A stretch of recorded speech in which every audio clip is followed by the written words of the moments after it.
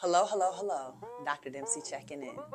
Welcome to Dr. Dempsey Unplugged, the podcast for entrepreneurs, dreamers, and doers who are ready to elevate their mindset and business success. Hosted by me, Dr. Angelica Dempsey. Whether you're launching a business or scaling your brand, each episode is packed with actionable steps and expert strategies in raw conversations to help you thrive. My goal is to help you win. Know that. Have you ever felt like you don't belong? Like you're not qualified to be in the room? That's imposter syndrome, and it's holding way too many brilliant entrepreneurs back from success. Today we're going to break it down, reframe it, and teach you how to push through it. 70% of people at some point say that they have experienced imposter syndrome. So, we're talking about this thing. What is it? Well, imposter syndrome is that little voice in your head that might tell you you're not good enough, even when you get recognized or you receive praise. Imposter syndrome may rear its ugly head.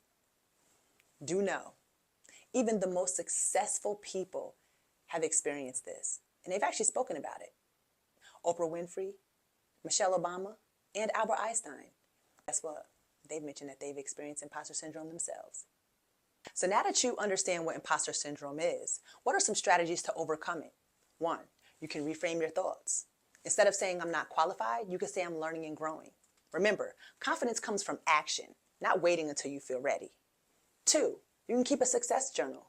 Every time you achieve something, you receive praise, hit a goal, write it down so that you can review your own proof of how you're able and capable later.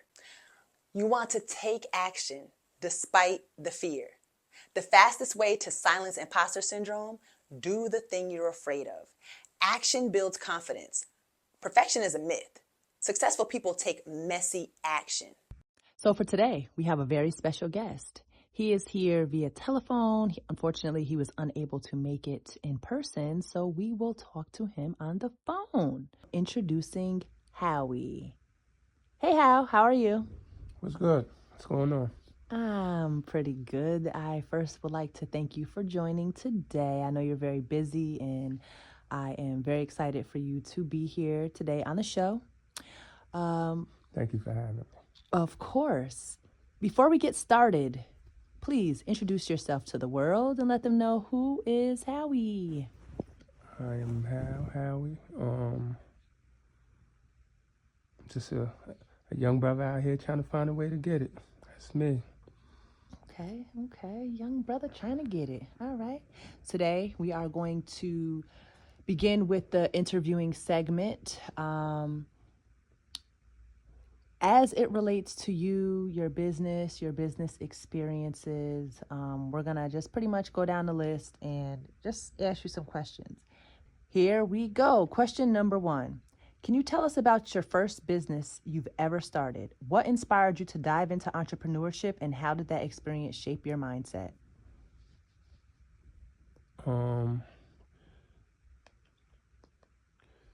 I have to say, when COVID came around, and like many people, scared to go outside, and people was getting laid off. I didn't get laid off, but I stayed home out of fear, just to see what was going on outside, because that was best for the family. And during that time, I had to find another way to make some money.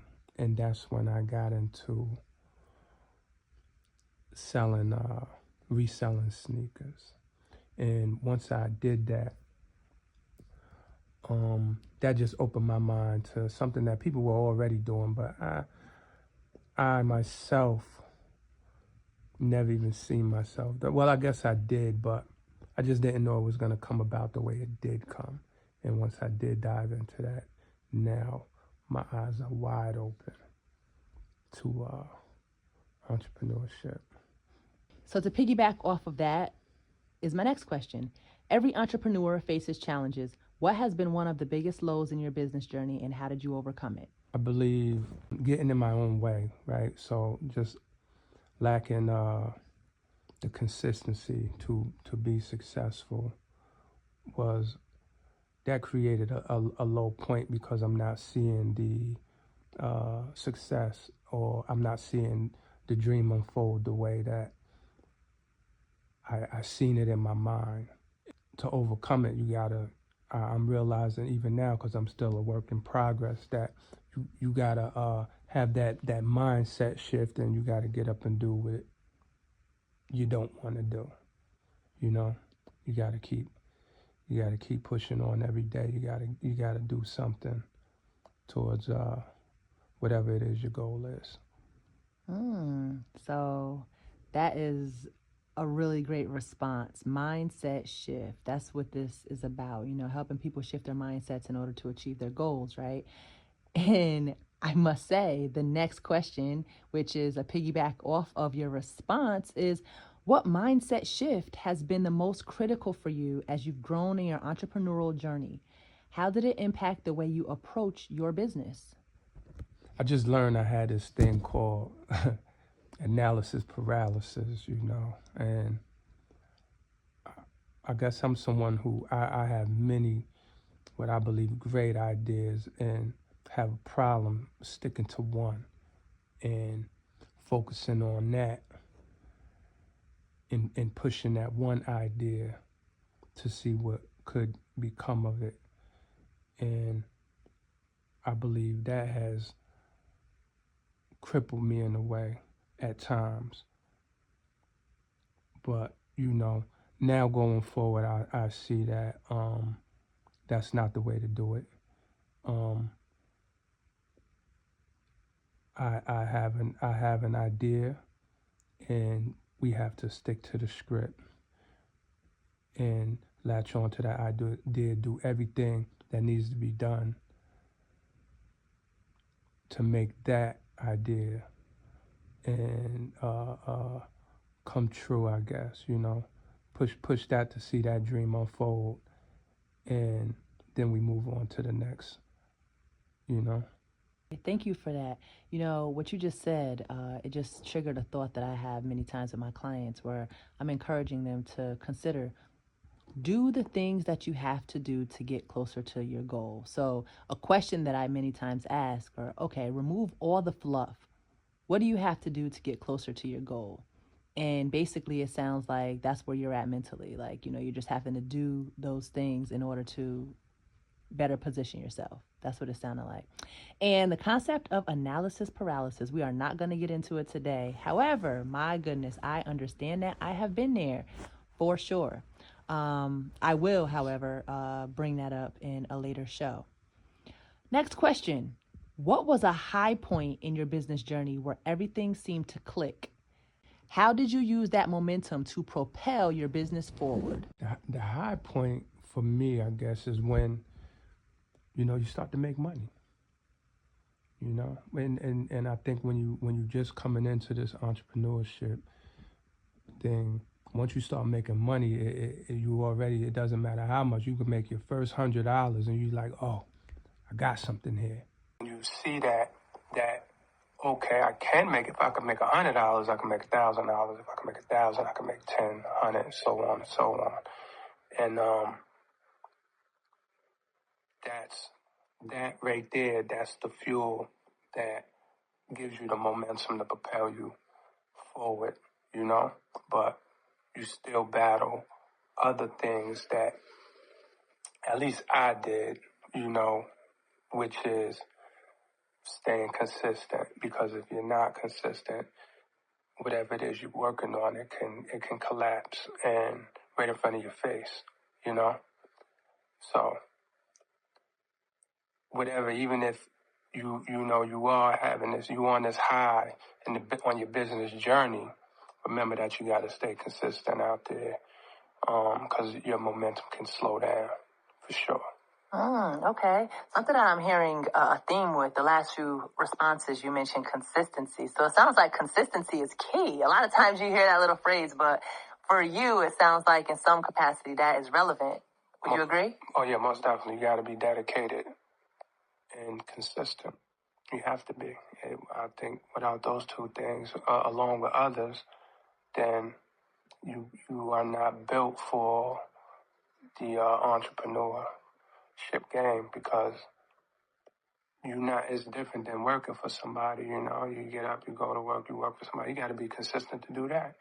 But to do it for yourself is it's a different type of beast. You got to work longer hours. You got to do everything to make a business click, especially if it's just you. If you don't have a team, you know.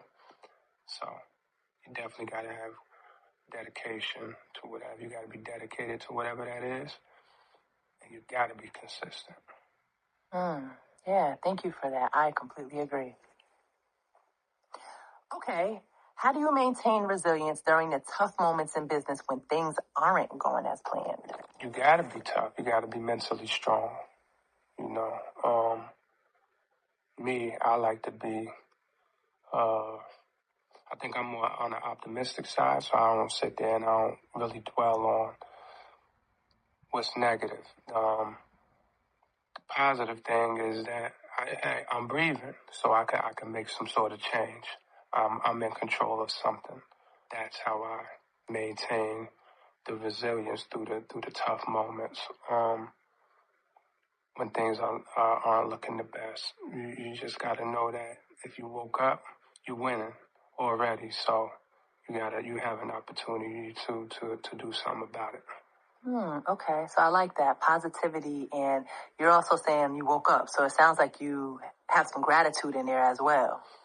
Of course, you know, but I think some people get so caught up with all the negative things. If you constantly dwelling on what's negative, everybody got something negative going on in their life. Everybody, you know. But if you sit there and if that's consuming you, then how do you come out of that? You know what I'm saying? That's a battle in itself. But if you go outside or, you know, whatever it is, if you could see something positive in whatever your journey is, right? Then I think that's a great mindset to have, I guess, when doing business, you know? Can't always be in a bad mood. You're in a bad mood. You're trying to run a business every day or create a business or wherever you at in that journey. Not saying it's not going to happen, but I think you might be better off if you can smile and be grateful that you have an opportunity to even do it. Okay, I like that. Gratitude is really big, especially in the realm of business, and a lot of motivational speakers speak about gratitude. I'm curious to know, what do you do when you are surrounded with Debbie Downers and those individuals who are negative? Because, you know, I'm sure you've had your fair share of experiences. Like, how do you navigate that? I don't know. I like to say, you know me, I like to say, I got rhino skin, you know, and I'm built for tough, you know. So it's a lot of things if people are saying things about me, I don't care. And if they saying things about themselves, sometimes you just got to remove yourself, or you know, you don't let that get in the way of what you're trying to do. You know, that's it. So, as it relates to removing yourself, right? Something that I have been saying to quite a few people, you know, that I heard, the whole concept of birds of a feather flock together, right? You're talking about removing yourself. It sounds like an intentional removal of yourself. Do you feel like being away from that negative energy can help you be more productive in business? Of course. I think most people go, especially in the beginning, I think everybody is going to someone and be like, oh my God, I got this great idea. And somebody might have said, well, why you want to do that? That's negative right there, right? So, you know, I think everybody has been through that. And, you know, you take it, that might hit you, you know, depending on how mentally strong you are, because some people be like, the hell with what you're saying, this is what I'm going to go do. And another person will drop it right there. Yeah, they'll scrap their idea, right? Right because there of on the spot. somebody else, right? You know? Who has no desire to even start a business. Exactly. Yeah. That's that crabs in a barrel, you know? Just somebody negative pulling you down. And right. Like you said, if you're not strong enough, if you're not like built for tough, like you said, or what you say, rhino skin. If you don't have that stuff, then it's easy for what they say to penetrate or like infiltrate your mind. You fall victim every time. Right. Okay. Thanks. So, what are some habits or practices that you have developed over time to help you stay focused on your long-term business goals? Oh, man, right now I'm still a work in progress. Things I'm still learning about myself, but I'm still learning how to be consistent. Because I believe that success it's on the back of that consistency.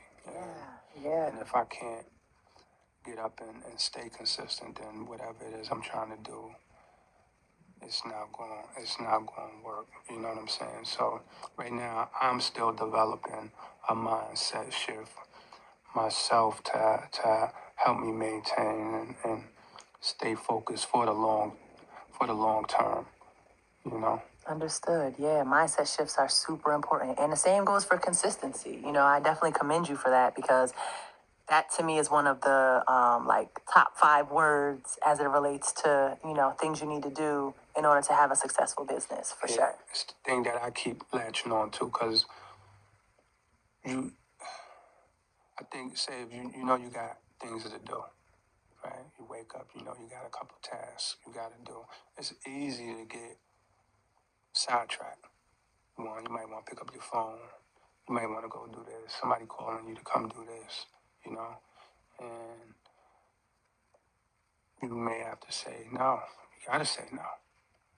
You got to put yourself first. And that's another thing that you got to be on it like that.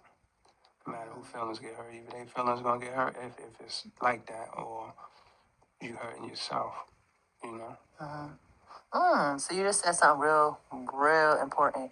Being able to say no. There's a lot of people pleasers out there, myself included. I have been there. My goodness, most definitely. And in that space, I'm a work in progress for sure. Is it challenging to say no, or has it ever been challenging to say no? Like, the way you just said it was almost as if, like, listen, I have to. It's me or them, right? That's how I'm interpreting what you said. So, like, how'd you get to that space? I don't know. Probably hearing no a lot growing up. Okay. Not being able to get everything I want. Okay.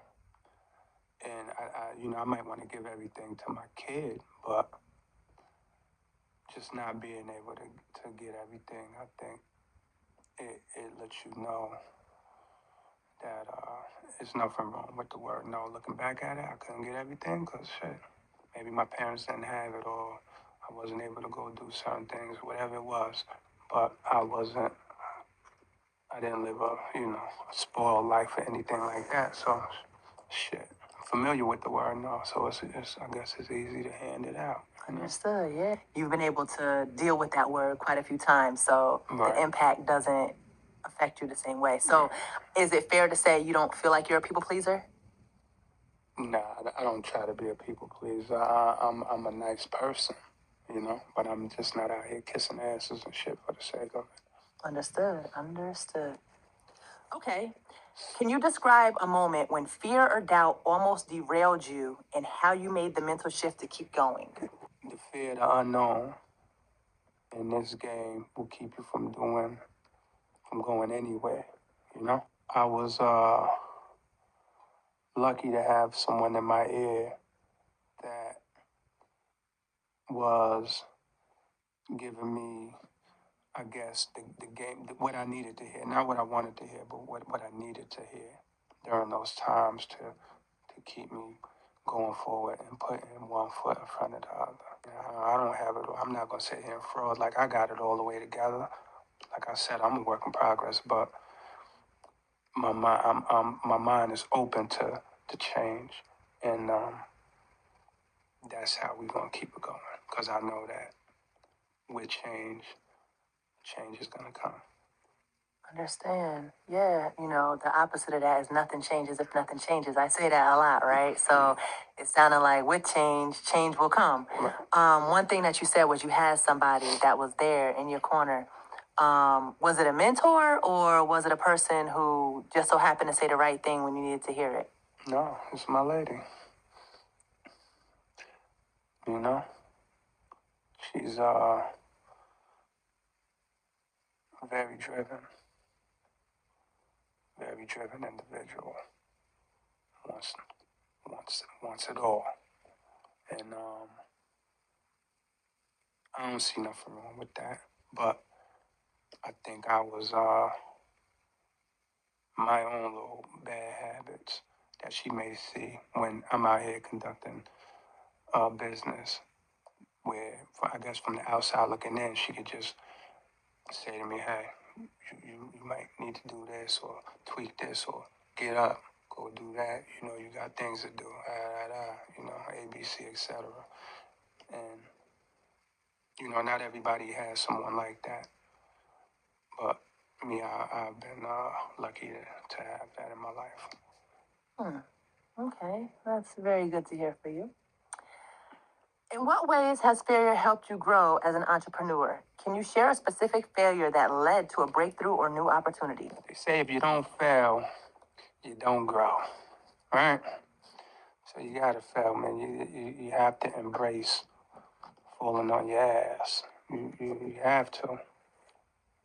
What may seem like this great idea, it might not come together like that for you. So if it doesn't, you gotta know that's not the end of the world. And that you can get up and try again. You know, you have to keep trying, I guess, in order to break through. It might not be the first 5 times. It might happen on the 6th. You know, so you hear stories about people who you may look up to or idolize who they didn't get their breaks until later on in life. So, you know, people tend to just look at where they are or the success that they have today, but not knowing the journey of how many times they fell on their ass, you know. So, for me, I guess I embrace the failure. I know you're supposed to learn something, and every time something doesn't work, you gotta pick that apart and see why it didn't, what you could do different, and hopefully apply that to the new opportunity. Understood. Yeah, I really like that because fear of failure is a big thing for sure. And actually, that's the next topic we're going to be discussing at a later date. Um, and as you mentioned that, so many people experience that. So having some type of a strategy to combat that or at least navigate through it in some way is super important. Would you agree? Most definitely. For sure. Yeah, thanks. Okay. Looking back, how has your definition of success evolved from when you first started your business to where you are now? I think my definition was like many people, just to get rich, you know? And shit, I still do. But I think I want to be free, financially free. You know, I want to be able to go and come as I please. I'm not trying to punch on nobody's clock. I don't want no supervisors. To be able to hold my family down. That's success, right? Me being a man. But I think it evolved quickly because my daughter. And my definition of success now would just to make sure that she's good, she's successful, and I give her all the tools and resources that I didn't have, that she could live an abundant life, and whatever that means for her. I must say, I love that. You know, I think it's really important for you to give back for sure and also give the tools because let's just be honest, a lot of us did not have that growing up. You know, we might have known people who, in our minds, that may have been successful, but are they or were they paying it forward? Like for me, It might sound crazy, but like growing up in New York, like the successful people I saw when it came to true business, I didn't see a lot of people who looked like me. Everybody punched the clock. I do believe that everyone has different definitions of success. However, being able to live an abundant life and also giving back to your family is, to me, like top tier for sure. So, thank you for that. What is the best piece of advice that you've been given during your journey, and how do you apply it today? I guess it's something that I don't mention a few times already.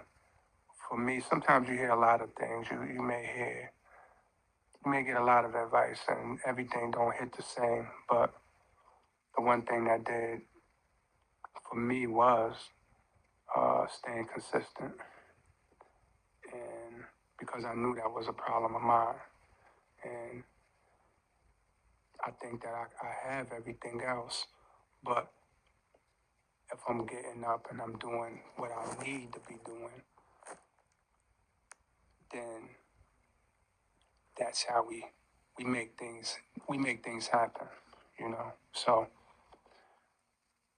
that probably for me is like something that I already knew, but I think sometimes just hearing it from out somebody else's mouth or the way it was said, the delivery, I don't know. But for me, I knew that was just something that I lack easily, distracted, doing dumb shit. But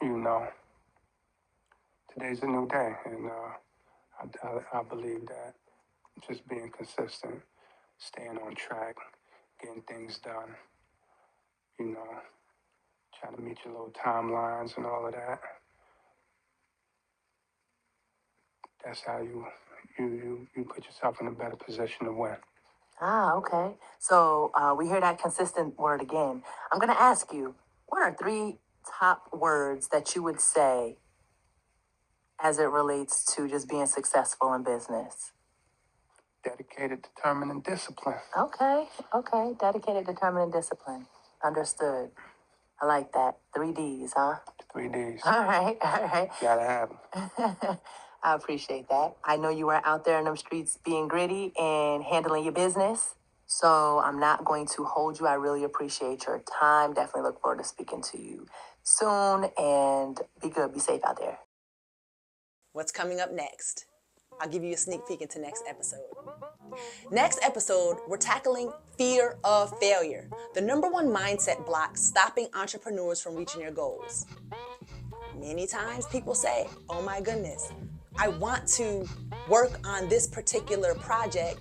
I want to start this particular business, but guess what? Unfortunately, these individuals are experiencing fear. If fear is keeping you stuck, you won't want to miss this. How can you get involved? DM me your biggest imposter syndrome struggles at Dr. Angelica Dempsey on all platforms. Subscribe so you never miss an episode. And leave a review if today's episode helped you. In closing, you are not an imposter. You are capable, worthy, and ready. The world needs you. It needs what you have to offer. So take action today. If today's episode resonated with you, please subscribe, share, and leave a review. And remember, your mindset is your greatest asset. Let's elevate together. Until next time.